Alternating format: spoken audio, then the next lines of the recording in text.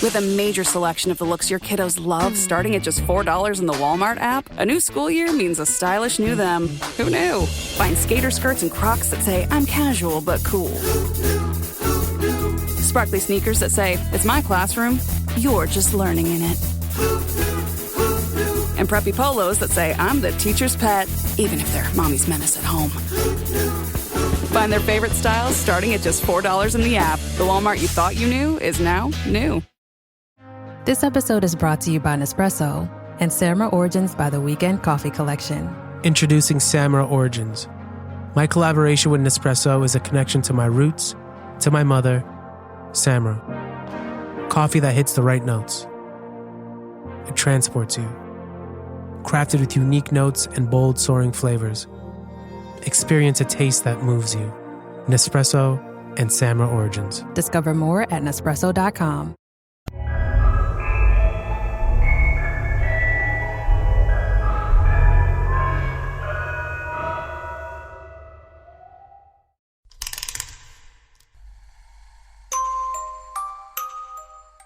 Fala pessoal, aqui quem fala é o Fernando, o apresentador do podcast Receios Obscuros, e esse é o nosso episódio de número 23 do Receios do Além.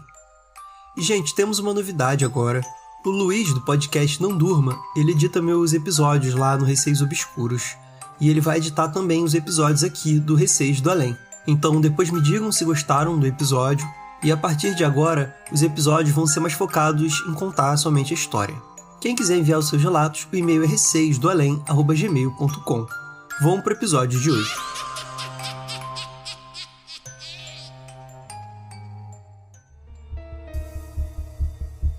Foram 4 relatos enviados pelo Pablo. Olá, tudo bem? Tenho mais 4 relatos pequenos que acabei lembrando aqui. Relato 1.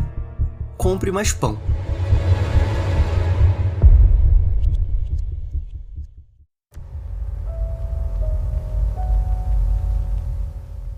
Este aconteceu comigo quando eu era adolescente. Eu namorava uma menina que morava em outro bairro, na cidade de Curitiba. Eu costumava ir à casa dela de forma bastante regular, sempre que tinha tempo disponível. Como não estava trabalhando, às vezes aparecia no meio da semana, à tarde de maneira bem aleatória. E, como era um bairro não muito seguro, eu também ficava receoso de ir toda hora até lá. Além disso, eu não tinha dinheiro nem para colocar crédito no celular. Naquela época não existia o WhatsApp, então aparecia sem avisar. Sempre que chegava lá, minha namorada da época me recebia com espanto, pois muitas vezes, no dia anterior, a mãe dela pedia para que comprassem pão, dizendo que eu apareceria para tomar café com eles. Minha namorada perguntava, "Como você sabe?" E a mãe dela respondia, "Eu apenas sinto que ele vai aparecer hoje." E, dito e feito, eu aparecia. Sempre fiquei no cagaço com as histórias da mãe dela, pois uma noite ela sonhou que havia um túmulo aberto e a voz de uma mulher chamava meu nome. Até hoje me arrepio, mas ainda continuo vivo aqui. Que medo.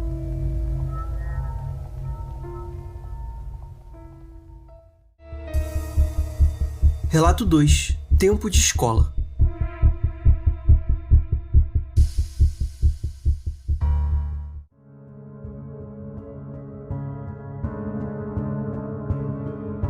Essa mesma namorada me contou uma história que aconteceu com a família dela.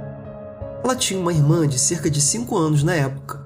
Eles eram muito simples e viviam praticamente de favor em uma casa nas margens de uma rodovia conhecida como Avenida das Torres. Seus pais, quando mais novos, chegaram a viver em um barracão de lona em um local improvisado.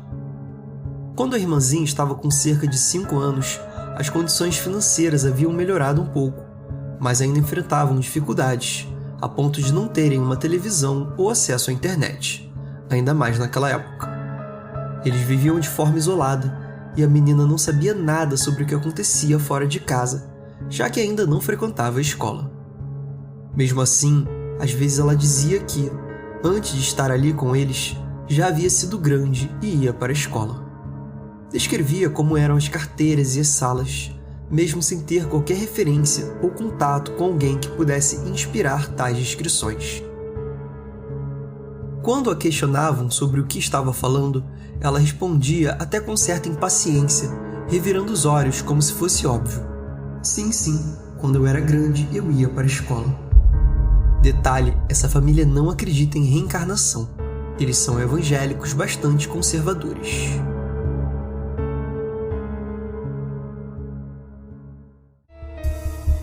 Relato 3.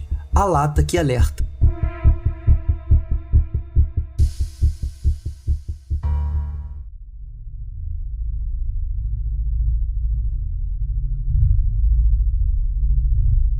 Trabalhei em uma empresa onde um amigo me contou uma história de sua adolescência. Ele disse que seu pai tinha o costume de chegar em casa bêbado e bater nele. Com o tempo, ele percebeu que, antes de essas agressões acontecerem, sempre ouvia um som peculiar. Parecia o barulho de água pingando em uma lata de alumínio, como a de Nescau, que estaria debaixo do assoalho de madeira. O curioso é que isso acontecia mesmo quando não estava chovendo, e ele não acreditava que fosse um vazamento, pois o som só ocorria quando o pai chegava bêbado à noite. Sempre que ouvia esse barulho, ele corria para fechar a porta do seu quarto, sentava no chão para bloqueá-la e apoiava os pés na parede para evitar que o pai conseguisse entrar. Quando o pai chegava, tentava arrombar a porta, gritando e batendo, ainda mais furioso por não conseguir descontar sua raiva no filho.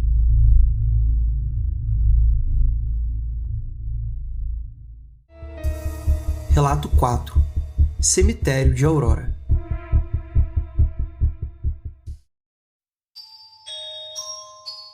Minha mãe cresceu em uma pequena cidade do interior chamada Aurora, em Santa Catarina, e me contou um caso relativamente conhecido entre os moradores da comunidade luterana de lá. Houve um assaltante que invadiu uma casa na região. Durante o roubo, algo deu errado e ele acabou matando o dono da casa.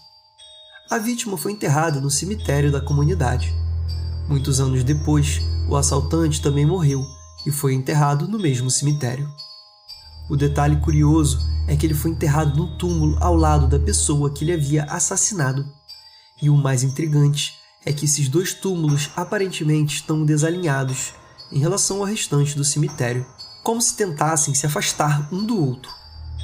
Quando eu tiver uma oportunidade, quero ir a esse cemitério ver se encontro esses túmulos. É isso, espero que gostem. Grande abraço, Pablo.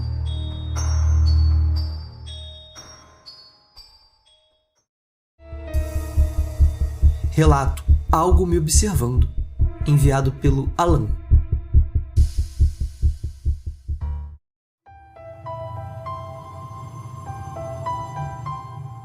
Olá, tenho um relato.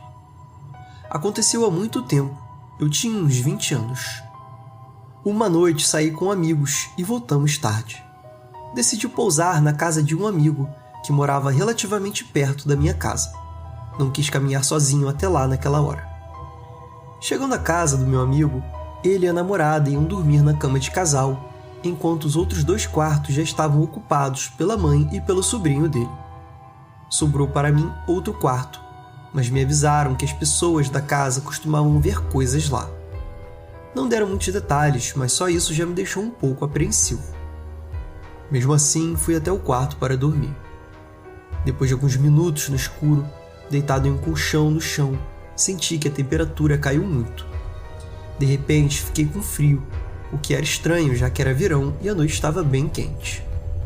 Passaram-se alguns minutos e uma porta de cima de um grande guarda-roupas se abriu, fazendo barulho. Fiquei muito tenso. Pouco depois, a porta se fechou com força, causando ainda mais barulho. Detalhe, não havia janelas ou portas abertas no quarto, nem qualquer corrente de ar que justificasse aquilo. Não tive coragem de acender a luz e nem de me mover, só conseguia sentir que algo estava me observando.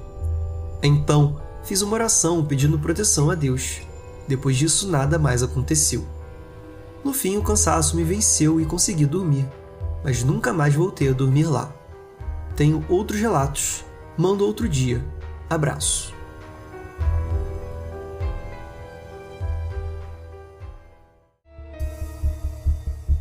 Relato Meus 12 anos, enviado pela Emanuele.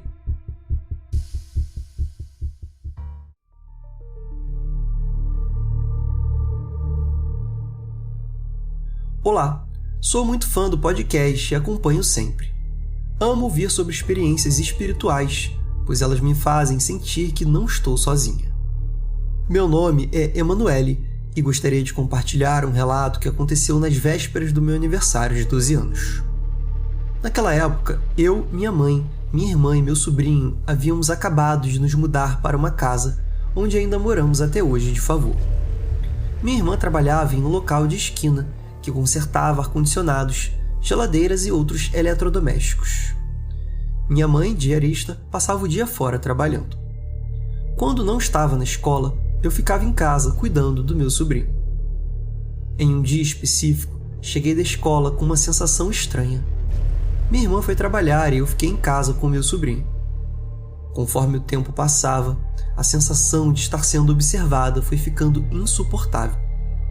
Fui dar banho no meu sobrinho e, enquanto o fazia, senti como se algo enorme estivesse atrás de mim. Era alto como uma parede, corpulento e parecia suspirar pesadamente. Ainda com essa sensação, olhei para o pé de acerola carregado que havia no quintal. Notei algo estranho. As acerolas começavam a cair na minha direção, algo que só aconteceria naturalmente se estivesse ventando muito, o que não era o caso. Não foi apenas uma ou duas acerolas, mas várias. Assustada, coloquei meu sobrinho na pia para secá-lo e sair dali, mas uma nova sensação me atingiu. Parecia que algo iria derrubá-lo dali. Peguei-o nos braços e sentei em um banco de madeira próximo. Apesar de ter mudado de lugar, continuei sentindo que algo me perseguia dentro de casa. Para piorar, percebi que não era apenas uma presença, eram duas. Fiz o Carlos dormir, ainda com receio, e fui dobrar algumas roupas. Na época, dormíamos em um barraco de madeira com apenas um cômodo. Quando entrei, senti um vento forte bater contra a madeira. Estranhamente, apenas o coqueiro ao lado do barraco se balançava fortemente. Ouvi também barulhos de passos sobre as telhas. Podia ser um gato, mas os passos pareciam muito pesados para isso. Corri dali completamente arrepiada. Peguei o celular e mandei mensagem para minha irmã. Sentei-me em um local onde podia ter a visão da casa toda, sem correr o risco de algo ficar atrás de mim. Conversando com a minha irmã, descobri que ela também estava sentindo coisas estranhas.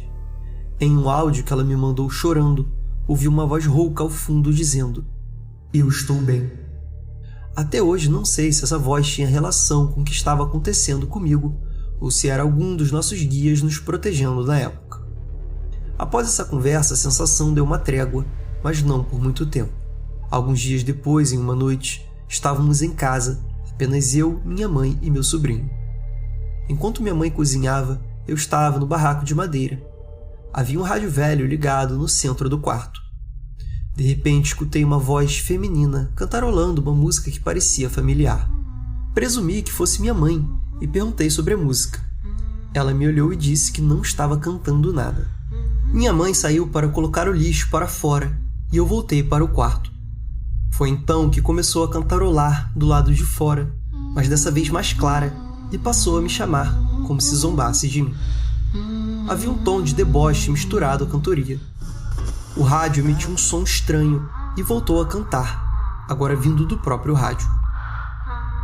No desespero, saí correndo para contar à minha mãe. Eu não podia ver ou ouvir mais nada naquele momento, mas senti uma energia forte me atraindo. Minha mãe, mesmo sem perceber nada, me deu total atenção. Eu chorava e pedia para aquilo parar. Voltei ao quarto, pois ali parecia que o que quer que fosse não conseguia entrar. Mesmo assim, não consegui dormir, já que continuava ouvindo a voz me chamando. Minha gata preta, Eudora, que raramente ficava próxima da gente, não saiu do meu lado desde o primeiro momento em que escutei a voz. Minha mãe percebeu que eu não conseguiria dormir com tanta perturbação espiritual. Então, fomos até o centro do quintal.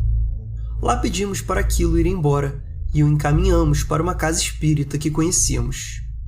Antes de dormir, abrimos 2 Bíblias no Salmo 91 ao lado da nossa cama. Finalmente consegui descansar. Esse foi o meu relato. Obrigada por ter lido até aqui. Desculpe se acabou ficando muito longo, mas achei importante compartilhar todos os detalhes. Estou ansiosa para ouvir minha história no Relatos do Além.